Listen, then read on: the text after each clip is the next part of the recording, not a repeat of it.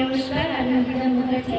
আর আজ আমি আপনাদের সামনে শিল্পী শ্রেয়া ঘোষালের গাওয়া হিমালয় বেঁধেছে আমার গানটি গিয়ে শোনাচ্ছি। তো আপনাদের যদি ভালো লাগে গানটা, তাহলে আপনারা অবশ্যই লাইক কমেন্ট করে জানাবেন।